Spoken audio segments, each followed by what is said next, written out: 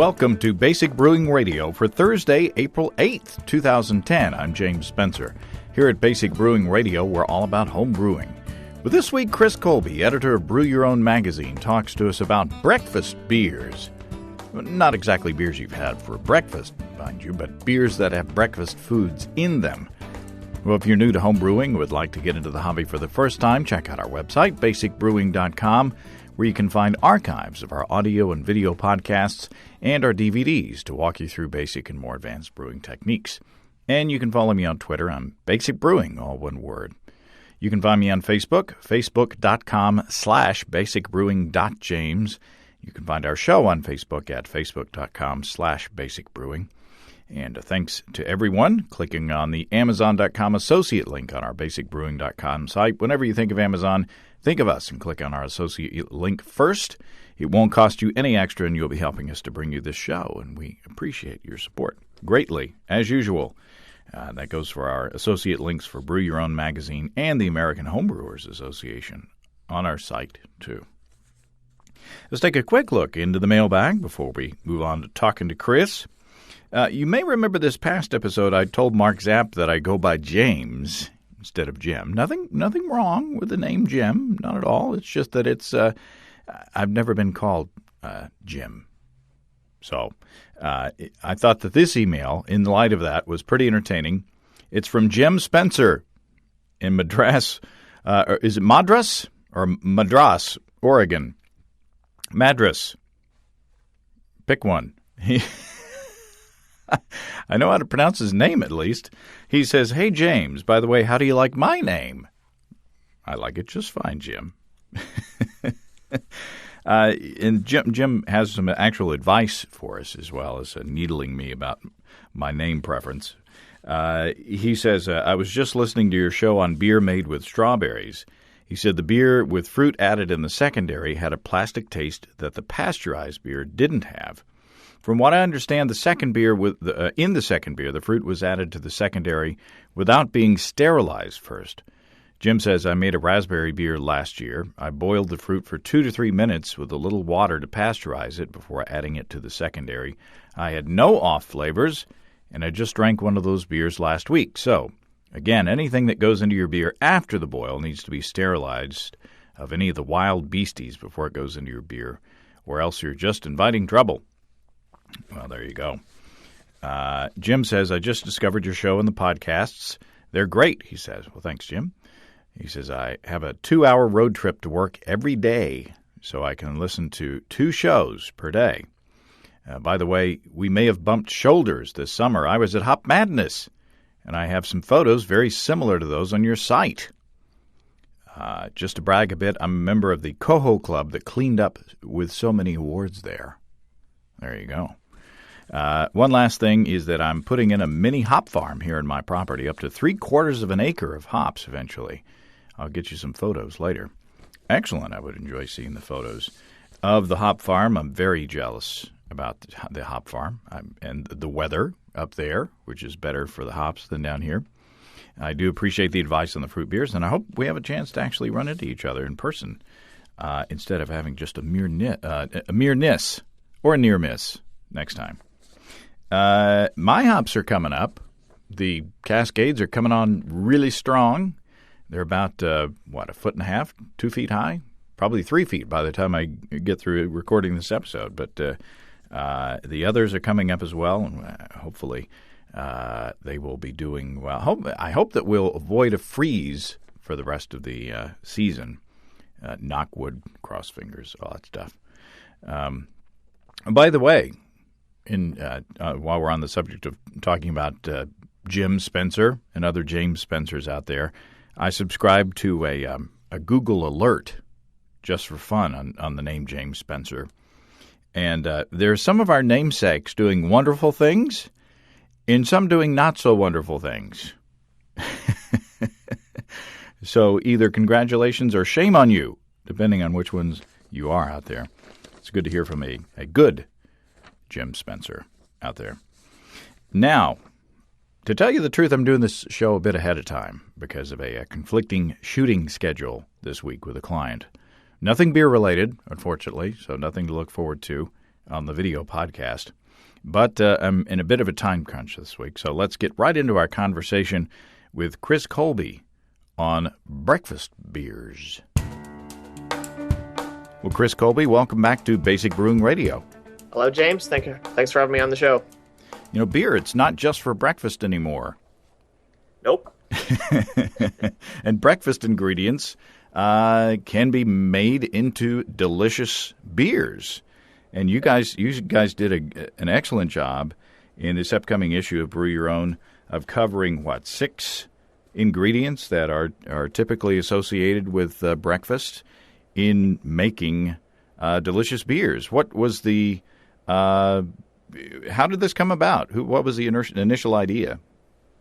Well, we had been thinking about doing a coffee article for a while. That was sort of perpetually floating on our editorial calendar, but never really found a home in an issue. And then we, our publisher, Brad, was out in the Northwest, and he happened to be visiting a brew pub that served bacon beer.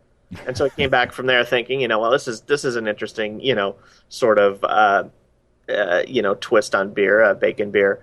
And then, with coffee and bacon in the mix, we thought, well, why not expand it and just pick a variety of ingredients that, are typical of breakfast cereals or typical of breakfast, and, do a little story on each of them and just sort of wrap them up into a package that we call, breakfast beers. So the challenge would be to mix all of these ingredients together into one beer. I think that would be an amazing thing to do. Yeah, I don't know if you'd want to drink that beer exactly if you mix them all, but one at a time. I think most of them can be very successfully integrated into beer. Now, we have done a coffee episode in the past, so we may not want to go into as much details as we normally would on that. You can look in the archives of Basic Brewing Radio and find that. But essentially, you can put coffee in any step in the brewing process, right? Yeah, coffee can be used at a lot of different places. You can, you could potentially, put it in at the last couple minutes of the boil. You could, a probably better approach would be to put it in after the boil. Steep it for a couple minutes before cooling the wort. Some people do what's called dry beaning, where they add it in the keg or secondary fermenter, and sort of wait till the beer has enough coffee flavor, and then either, if it's in the keg, take the coffee beans out, or if it's in the secondary fermenter, rack it over to the keg or bottles at that point. Your best bet, though, at least I would say your best bet, is to brew a strong coffee and add it in secondary. For that reason, the reason for that would be you sort of get the most out of the coffee. You won't lose any of the aroma, being boiled out or bubbled out during fermentation. And you can also, if you've got a finished beer, you can brew the coffee and you can do a little test, a little test blend before you make the, commit to the final batch of actually adding the coffee. And you wouldn't have to worry about grounds in the trube or racking your beer away from coffee grounds at that point either. Right. There's a lot of benefits, but on the other hand, a lot of people have made coffee beers a lot of different ways, and they seem to like it. So if you really are a fan of coffee and want to try to incorporate it into your beers, it might behoove you to try a few different ways and just see what you like, because they're all going to involve different amounts of sort of boiling away the volatiles and the aroma compared to leaving the roastiness there. And if you're a big coffee fan, you might want to try the different ways to get a coffee flavor in there. If you want sort of the biggest sort of coffee punch, I think adding it in secondary or in the keg as a brewed coffee is the way to go. Well, let's move on to oats. Oats, of course, are in beers like oatmeal stouts, but they're also you can use oats in other styles where they don't necessarily take the forefront of the flavors or the aromas or anything. So why would you put oats in a beer? Well, oats are a cereal grain, just like barley or wheat, and they can be used in a number of different ways. There's some oats are actually malted, so you can get just like there's wheat malts and rye malts, and of course barley malts and wheat malts. There are oat malts, and there's also just as there's flaked barley, which is unmalted barley that's cooked and squeezed through rollers. There's also flaked oats. And so oats is a cereal. It has a slightly different flavor than barley, and you can use it either. It's almost always used as a minority ingredient. I haven't heard of anyone brewing 100% oat beer, and probably the reason for that is that they're higher in protein. So it'd be just like there are wheat beers that sort of approach that, and they're very cloudy. And oats, are also high in protein, and so they would be more cloudy. And there's also just not an established, a high percentage of oats in a style. So the reason to add oats then, to finally get back to your question, would be, just to add a little bit different character. In an oatmeal stout, they add the creaminess, they add a little bit of that flavor or whatever, and in a lighter beer, without a lot of the dark malts, they do have a distinctive flavor, and they're added to some Belgian style lighter beers for that reason, often in conjunction with wheat. And another thing mentioned in the oatmeal section, which was written by John Palmer, you can toast the oat flakes and add sort of an oatmeal cookie flavor to your beer as well. Yeah, I think Randy Mosher in Radical Brewing has a recipe for like oatmeal cookie beer where he toasts the oats in the oven. So would malted oats have enough enzymes to convert the starches if you were actually to do a mash with them alone? I'm not sure of that. I would guess so, but that's something I actually don't know. Given that people almost never use oat malt for as an entire base malt, I don't know if that's really known. Given the high protein content of it, you would sort of suspect the answer would be yes, but again, I don't know that specifically what the diastatic power of oat malt is. Just as an aside, after my interview with Stan Hieronymus, where he said that you could make 100% malted wheat beer, I used the brew in the bag method to do that. Do a completely 100% no barley wheat beer, and I did the iodine test, and it actually converted the sugars or starches into sugars, and I think the beer is going to be pretty clear, surprisingly. So, you could easily get some oat malt if you easily getting oat malt maybe not isn't the word, but if you had a source of oat malt. And there's different English malters that sort of malted, and it's sort of on the U.S. market, it's sort of sporadically available. If you can find some oat malt, you could easily do a small test mash and see if it has enough, diastatic power to convert itself. Like I said, I suspect it would, but I've never seen that. Stated anywhere. So if we wanted to make a beer with oats, what are the typical forms that we would run into, and how would we need to treat them in the beer? Well, the nice thing about oats is that if you're using oat malt, you would just, that would just be part of your grist. You would just crush it and mash it like anything else. You would, you wouldn't want to use, you wouldn't want to steep oat malt as you would in an extract beer. Unless you also made sure that the steep was at the right volume and temperature as a mash, because otherwise you just get a bunch of starches. But yeah, oat malt, just use it like you would barley malt or wheat malt or rye malt. In a certain percentage of your beer, there's nothing really to be done about it. Likewise, flaked oats are used exactly like flaked barley. Just stir them right into your mash. The gelatinization temperature of oats is fairly low. it's below standard mash temperature. So as long as they're in a form, like in flakes where they're, flattened out, or in a malt where you crushed it, that the liquid's eventually going to get to the inside of it. You don't have to worry about doing a cereal mash as you would if you were using, say, corn or rice. So how much is too much oats in a beer? That's a matter of taste, obviously. But in the article, at least, John Palmer recommends keeping it under 25%. And, for a lot of the beers, if you make oatmeal beers or oatmeal stouts, you usually see around 10 to 12% as oatmeal. And, maybe for the sort of Belgian-y beers where there's a little bit of oats mixed in with the the other malts, the barley and the wheat. A lot of times you see those maybe around just 5%. Mm-hmm.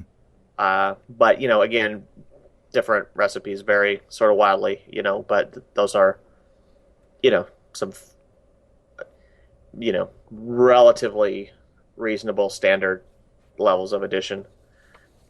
So with oats, you can put it in the mash, and generally don't have to worry about a cereal mash.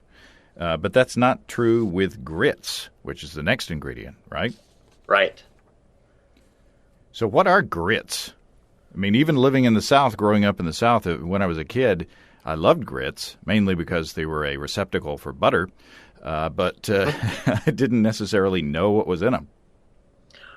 Right. Well, grits actually refers to a couple different things. There's grits, the breakfast, serving, and that's degerminated corn that's made into sort of a porridge, like a thick, thick porridge, very similar to polenta. And as you said, it's usually buttered, or sometimes it's served with cheese or whatever. And that's grits the food. But there's also grits, the ingredient, which simply refers to corn that's been degerminated.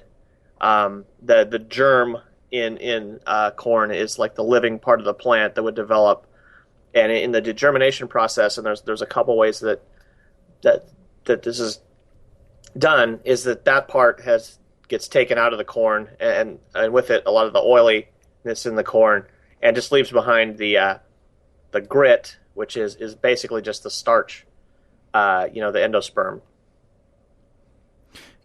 Now, Steve and I made a beer, our version of the classic American Pilsner, with homegrown organic cornmeal, which is just basically dried and ground up corn. And we did a cereal mash, and I would assume that it would be similar to the process that you would do with grits. What do you have to do to grits to get them ready for the mash? Right. Well, with grits, and you should also be careful. There's two kinds of grits. There's what are called hominy grits, and then there are milled grits. In hominy grits, the corn is soaked in like a low pH solution. It's like sodium hydroxide and water, very basic, and through some process that I don't know how it works exactly, but that helps separate the germ from the rest of it, and they make the grits from that. And incidentally, a lot of corn flour comes from hominy grits, not the dry milled kind. In milling, the germ is separated mechanically, and if you're brewing, you're probably better off using the milled grits rather than the hominy grits. Although, I mean, I haven't done it side by side, but that would at least I know that there's an actual kind of grits called brewer's grits that the big brewers use, and those are milled rather than the hominy grits. So you got to cook them essentially, right? Right. When you have the grits that you're going to use in your beer, you need to cook them. Unlike oats, which can just be stirred into the mash, the gelatinization temperature on corn grits is high enough that they benefit from being cooked first. Okay, to start the cereal mash, all you do is you take the corn grits. You'll have a certain weight of corn grits. At about 10% of that weight as crushed 6-row malt or 2-row malt. mix that in water and just start heating it. And there's a couple ways you can do it. One is just heat it straight to a boil and boil it for 15 minutes. A slight twist on that is once you get up in the sort of regular mash range, you can let it sort of sit there for 5 minutes before you bring it up to boiling. And basically the reason you do that is that the enzymes that you would add by adding a little bit of malt to it would sort of start to work on a little bit of the extraneous starch at that point, and they would just sort of lower the viscosity of your cereal mash a little bit. And that's for homebrew. That's less important because you're not going to be pumping the mash anywhere. You're going to be just dumping it in, but it helps it be a little less gooey and maybe reduces the potential of it sticking a little bit.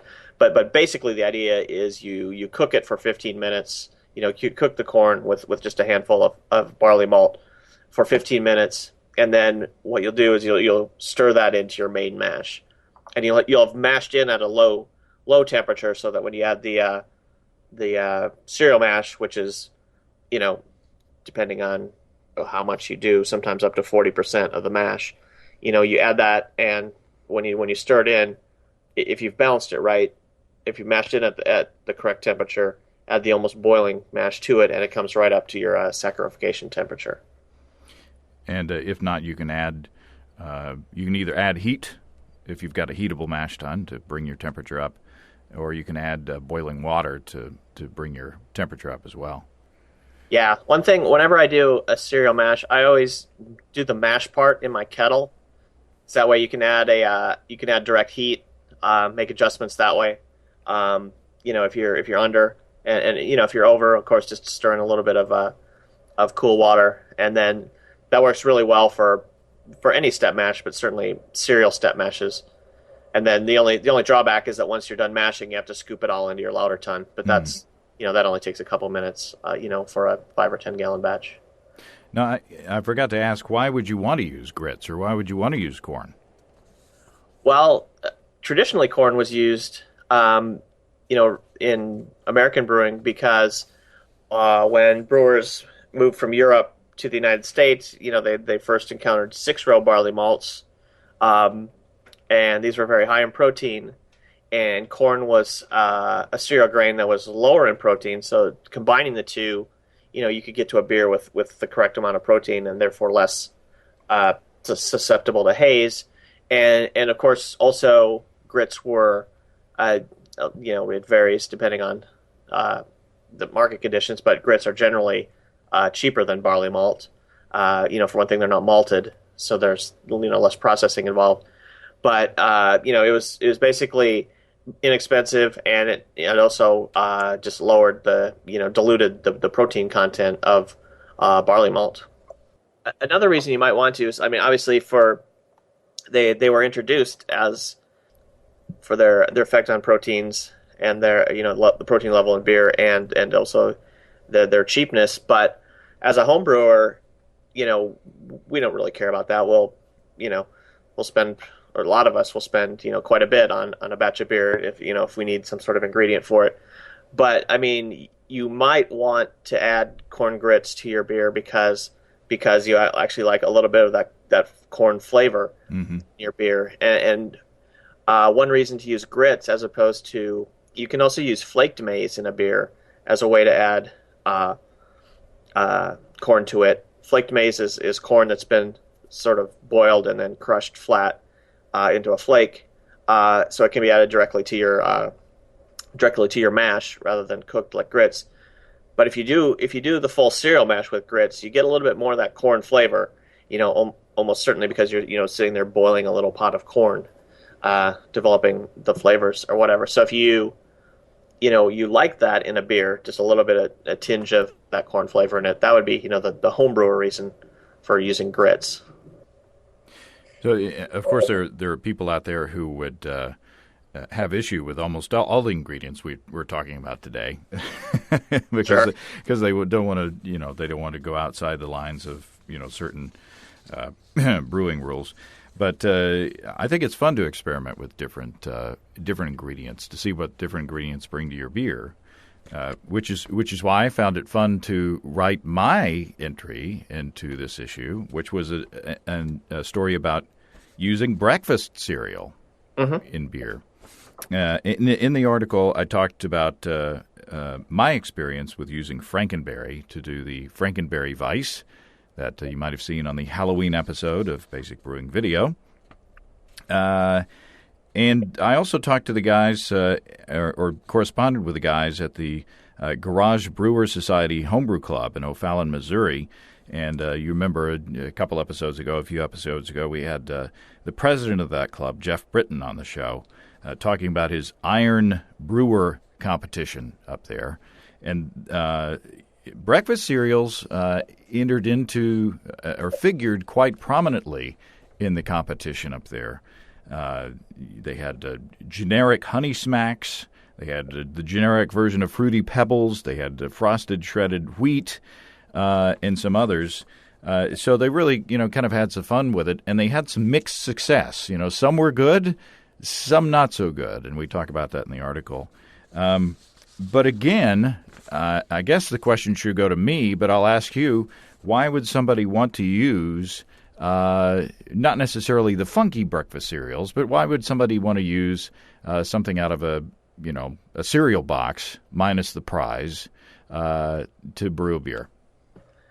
Well, yeah, if you're brewing a breakfast cereal beer, it's mostly probably going to be the gimmick factor that you used a breakfast cereal. But I mean, breakfast cereals are made out of cereal grains. They're corn or they're rice or they're barley or they're wheat, and a lot of them are either flaked, where the grains have been boiled and then crushed through a roller, like Wheaties or cornflakes or whatever, and or they're puffed, where they're sort of stewed for a while under pressure, and then the pressure is let off and they puff up a little bit, and so you get cereal grains that have been cooked, so that you don't have to worry about doing anything other than stirring them into the mash. And they're another way to incorporate cereal into your beer. So one good thing that you always add good things to my articles when I submit them, but you added kind of a postscript to the article of things that you want to keep in mind when you're using breakfast cereals in beer. Yeah, there's a couple things just to be aware of. I mean, pretty much could be all summed up and just read the ingredients. You're gonna the cereal's gonna be made out of either corn or rice or wheat or oats or barley or whatever it's made out of, but a lot of them have quite a bit of sugar. And some people might wonder, is that going to make my breakfast cereal beer all sweet? And the answer to that is no. All those will just be simple sugars that are added, and those will be just fermented away. And probably the only other thing you really need to know is if you're looking at multiple boxes of cereal that are the same kind of thing, like the store brand versus the national brand, just look down the ingredient list. Sometimes one or the other has fewer preservatives or additives or whatever, and you're probably going to want to choose the one that's has less just stuff that you don't want in it. And also the by weight, they're going to contribute about the same as what you would expect from just a flaked grain, like flaked maize or flaked barley, or they're in the ballpark of what by weight, like how much extract that adds to your beer in terms of that this much weight will contribute this much original gravity points. Right. By the way, Frankenberry is like almost half sugar, so that's why I made a Belgian. I figured that would be more along the style guidelines. And speaking of sugar, how's that for a tight segue? You can also use maple syrup, the real stuff, in making a delicious beer as well. Sure. Maple syrup from a beer ingredient, it's pretty easy to explain. I mean, you can either use the syrup as just an adjunct in your kettle, or you can also use it as part or all of your priming sugar. The recipe we give it in the article uses a half a cup of corn sugar and a quarter cup of maple syrup combined, to get your full amount of priming sugar for a 5-gallon batch. And another interesting way to add maple to your beer, if you happen to live in a part of the country that produces maple syrup, is if you can get your hand on the maple sap. You can use that as your brewing liquor, essentially, because maple sap is very dilute compared to maple syrup. It takes about 40 gallons of sap to boil down into a gallon of syrup. So I don't know what the OG of that would be, but well, we measured when Casey and Jen and Andy and I made a maple sap beer over at Casey and Jen's house. We took a gravity reading going into it, and I think it was like 1.009. Wow. So, that high. Huh. but it didn't taste very sweet at all. It just looked like water and acted like water. And that is also in the archives where we actually go through the brew day, and to add some mapliness to the beer, Andy brought a few pounds of grade B maple syrup as well, so we added that in there too. So what forms of maple syrup are there? Well, there's the syrups, and there are different grades of them. There's U.S. grades that go, there's A, B, and C in the U.S. Vermont has its own special grading, and then in Canada there's number 1, number 2, and number 3. And basically, towards the A range is sort of lighter colored, earlier harvest maple, and down in the lower range, the C or the 3, it's stuff that's been just darker, and has been sort of later harvest stuff. You can also get maple sap as a sort of dried sugar, and I think those are really, other than the sap, those are the only two forms the ingredient comes in.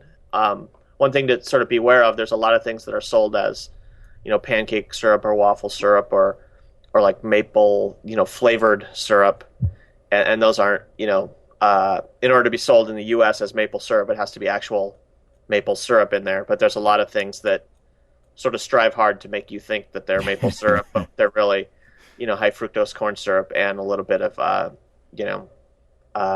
coloring and flavoring. Yeah, Food Tech is a show on the History Channel with Bobby Bognar, and I want to thank Phil over at My Life as a Foodie for turning me onto that show. But he actually, Bobby Bognar, actually went to a maple farm and showed the process of actually doing real maple syrup, and then went to the factory where the fake maple syrup was made, and he showed the railroad car full of high fructose corn syrup, and the and the process that they use of manufacturing what most of us use as pancake syrup, because the real maple syrup is pricey because it's done right. I mean, it's done the real way. You do it is you get a whole bunch of liquid and you just boil the snot out of it, so to speak, and until it's very, very, very, very concentrated. So that's an expensive process, and so therefore the product is expensive as well. Yeah, the one of the guys who works in our BYO office, in his backyard, well, not his backyard, but in the land adjoining his property, there's what's called a sugar shack back there. It's just basically a shack that's got a big cooker in it and a huge pot, and the people on that land make maple syrup, and they they just start with however much maple sap they can tap at any given time, pour that all in the huge vat or whatever, and cook it. Yeah, it's amazing how much they have to cook it down to get something that's as sweet as maple syrup is. But it's a fun ingredient to play with as well. But yeah, you're definitely, when you're buying maple syrup, you're definitely paying for the fuel it costs to boil maple sap. Yeah. Now, the last and least likely ingredient on our list is bacon. Bacon? Yeah. Bacon. What? How the heck Do you treat bacon in a way that's you're not going to get like an oil slick on the top of your beer? Yeah, bacon certainly an unusual ingredient in beer. Um, as I said at the beginning of the show, my publisher Brad Ring went out to the Northwest and was happened to go to a brew pub called San Juan Brewing, which isn't there anymore. And he had talked to the brewer and manager there because they had a bacon beer on tap. And how they did it there was they cooked the bacon in the oven instead of frying it, and then when it was done, they cooked it very crispy. They sort of wrapped it in paper towels and just sort of squeezed out all the fat. And I mean, they would do that a couple times. And in the article, we give like the full preparation. But basically, you get down to where you just have the meat, and you've removed all the fat because you don't want, obviously just adding fat to a beer is going to have some negative effect on your head retention. It's going to float to the top and take up space that bubbles could be coming up and making foam through. So basically to reduce the amount of fat, you cook it and you do all you can to squeeze it all out into paper towels. And then what do you do? Where do you put it in the beer? This guy, the Orrin Combs, who is the brewer at San Juan Brewing, he did a sort of what you might think of as dry porking, I guess. Way to put it. Can we say dry porking on your podcast?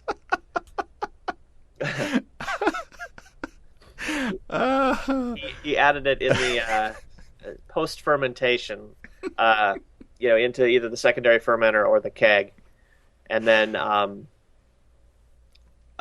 would taste the beer, and when it got to the level of bacon flavor that he desired, then pulled out the bacon. So at home, you could, if you put it in secondary, you could wait. I guess it only took a couple days. Taste it, and if it tastes right to you, rack it out as secondary. Or if you're doing it in a keg, put the bacon in a little steeping bag and have you can have a string coming up. You can use like a non-flavored dental floss and have that coming up from your steeping bag, and then just going outside of the keg. And the dental floss is thin enough that the rubber gasket will seal against it on the keg, and it can be hanging outside of the keg. And then when you're done, when the beer tastes like bacon, just open up the top of the keg and yank the bag out. Definitely don't use mint flavored dental floss though. Mark Martin, who was the former president or primary fermenter of the Austin Zealots and also BYO's current replicator, has a story of him making a beer and dry hopping it and using mint flavored dental floss as the string, and ending up with a minty IPA and being sort of quite disappointed that occurred, that he hadn't thought that through. I'm still getting over the earlier comment. So I wonder what would happen if you put like Bacos in your beer.